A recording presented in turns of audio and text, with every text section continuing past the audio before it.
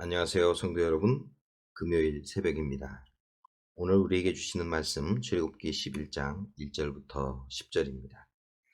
여호와께서 모세에게 이르시기를 내가 이제 한 가지 재앙을 바로와 애굽에 내린 후에야 그가 너희를 여기서 내보내리라. 그가 너희를 내보낼 때에는 여기서 반드시 다 쫓아내리니 백성에게 말하여 사람들에게 각기 이웃들에게 은금 패물을 구하게 하라 하시더니 여호와께서 그 백성으로 애굽 사람의 은혜를 받게 하셨고 또 그 사람 모세는 애굽 땅에 있는 바로의 신하와 백성의 눈에 아주 위대하게 보였더라.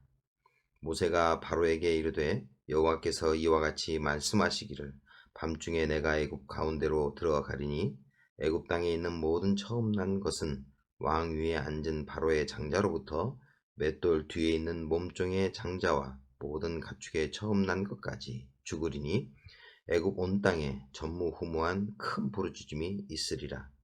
그러나 이스라엘 자손에게는 사람에게나 짐승에게나 개 한 마리도 그 혀를 움직이지 아니하리니 여호와께서 애굽 사람과 이스라엘 사이를 구별하는 줄을 너희가 알리라 하셨나니 왕의 이 모든 신하가 내게 내려와 내게 절하며 이르기를 너와 너를 따르는 온 백성은 나가라 한 후에야 내가 나가리라 하고 심히 노하여 바로에게서 나오니라.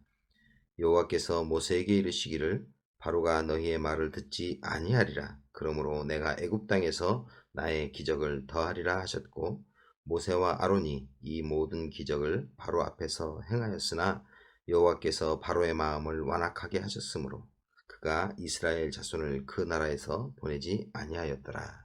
아멘. 하나님이 그의 백성 이스라엘을 애굽에서 구출해내는 출애굽 여정의 그 시작의 클라이막스에 다다르고 있습니다. 그 재앙의 강도 역시 점점 강력해지고 있습니다. 출애굽기 9장 18절과 24절에서도 우박에 대해서 전에 없던 심한 재앙이라고 이야기하고 있습니다. 그런데 10장 6절은 애굽 온 땅에 전무후무한 큰 부르짖음이 있으리라고 하십니다. 하나님은 10장까지 9가지 재앙을 통해서도 완악해진 바로의 마음이 돌아서지 않을 것을 아시고 이제 마지막 한 가지 재앙을 더 내린 후에 비로소 바로가 이스라엘을 내보낼 것이라고 하십니다. 이제 때가 되었음을 말씀하시면서 백성들에게 애굽에서 나아갈 때에 이웃에 있는 애굽 사람들에게 은금 패물을 구하여 떠나라고 하십니다. 노예나 혹은 노역에서 자유를 얻은 사람들은 밤에 몰래 도망을 하거나 풀려난다고 해도 혹시 다시 잡아가지는 않을까 걱정하면서 급히 떠나는 모습을 하는 것이 일반적입니다. 그러나 하나님은 이스라엘이 애굽을 떠나면서 몰래 도망치듯이 그러한 모습으로 떠나는 것이 아니라 당당한 모습으로 자신들의 노역의 대가를 얻어서 떠나게 하십니다. 이러한 모습은 3장 21절과 22절에서 이미 예언된 부분입니다. 너희가 빈손으로 나가지 않을 것이다 라고 하나님께서 말씀하셨습니다. 그러나 이러한 일들이 마치 전쟁에서 이긴 사람들이 전리품을 챙기듯 이웃에 들어가 약탈하는 것이 아니라 애굽 사람들에게 은혜를 받게 하심으로 그들이 자원하는 마음으로 이스라엘 사람들에게 귀중품들을 내어놓는 일들이 일어날 것이라고 하십니다. 이러한 일을 설명해 주는 것이 7절입니다. 하나님이 애굽 사람과 이스라엘 사이를 구별하신 것을 바로와 애굽 사람들로 알게 하신 결과로 바로의 신하들과 애굽 사람들이 모세를 위대하게 보고 이스라엘 사람들에게 은혜를 베풀게 된 것입니다. 그런데 이 구별의 강력한 계기가 된 것이 바로 10번째 재앙입니다. 지위고하를 막론하고 모든 장자들과 심지어 짐승의 첫 새끼들까지 죽음을 당하게 될 것이라고 하십니다. 이러한 재앙에 대해서 모세는 다급하게 바로에게 찾아간 것으로 보입니다. 그리고 이 참혹한 재앙에 대해서 경고하고 있습니다. 지금까지 봐온 것처럼 하나님은 실현하지 않으시는 분이심을 바로도 알고 있습니다. 하나님이 이스라엘을 보내지 않으면 애굽의 장자들을 죽이겠다고 하시면 반드시 그렇게 하실 것이라는 것을 알고 있습니다. 그런데도 바로가 한 나라의 왕으로서 자신의 나라의 올바른 일을 실행하고 있지 못합니다. 그가 옳은 일을 하지 못하도록 하는 것은 바로 그의 완악한 마음, 딱딱하게 굳은 마음입니다.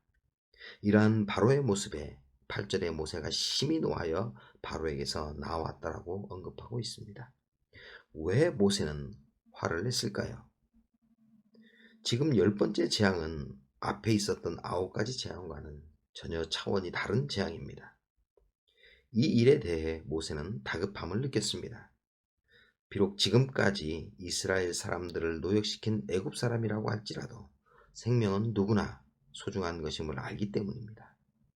그러나 바로의 어리석은 그 완악함이 수많은 생명을 죽음으로 비참한 최후로 몰아가고 있음을 알기에 모세는 분노할 수밖에 없었던 것입니다. 만약 모세가 지금까지 9가지 재앙을 통과해 오는 동안 바로와 경쟁 관계에 매몰되었다면 자신이 옳았다는 것을 증명하는 것으로 우쭐했을 것입니다. 혹은 바로가 자신과 이스라엘에게 했던 일들로 인해서 그를 미워하는 마음으로 가득했다면 그의 적 바로의 몰락을 기뻐했을 것입니다. 그러나 모세는 그러한 동기에 매몰되지 않고 바로의 오만과 어리석음으로 인해 비극을 직면할 수밖에 없는 애굽 사람들에 대해서 동정으로 분노할 수밖에 없었던 것입니다. 우리는 마가복음 3장에서 완악한 마음에 대해서 분을 내시는 예수님의 모습을 볼 수 있습니다. 혹시 안식일에 손 마른 사람을 고치지 않을까 지켜보다가 예수님이 안식일에 손 마른 사람을 고치면 고소하려는 완악한 마음, 딱딱한 마음을 보시고 탄식하시며 노하셨습니다. 예수님이 노하신 이유는 예수님을 고소하려는 것보다는 지금 힘든 병자를 앞에 두고 그의 고통에 대해 아파하지 않고 오히려 그의 고통을 자신들의 이익을 위해 이용하려는 마음을 보시고 슬퍼하시며 화를 내셨던 것입니다. 성도 여러분, 하나님은 우리를 하나님의 백성으로 구별하셨습니다.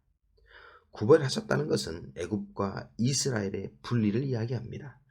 그러나 8장 23절에 분리는 속전, 구속의 의미를 가진 단어가 사용되고 있습니다.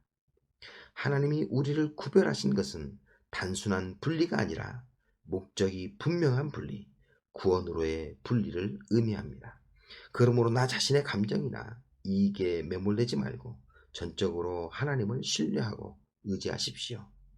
우리가 하나님을 의지할 때에 이스라엘을 위해 싸우셨던 하나님이 우리를 위해 싸우시는 것을 경험하게 될 것입니다. 오늘 하루도 나의 뜻, 나의 이익이 아니라 하나님을 사랑하고 주위 사람들의 고통과 아픔을 돌아보는 이웃사랑을 실천하기 원하는 그 하나님의 뜻을 위해 살아가면서 하나님이 여러분을 위해 아까 싸우시는 일이 경험되어지기를 축복합니다. 기도하겠습니다. 하나님 감사합니다.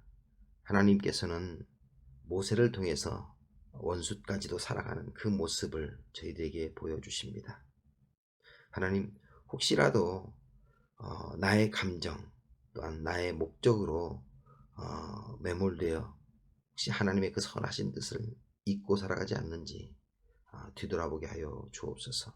또한 오늘 하루의 삶을 통해서 하나님 사랑과 이웃 사랑을 원하시는 그 하나님의 뜻을 실천하며 살기를 원하오니 우리의 삶 가운데 함께 하셔서 우리의 삶을 통하여서 하나님의 뜻을 나타내 주옵소서. 감사드립니다. 예수님의 이름으로 기도드립니다. 아멘.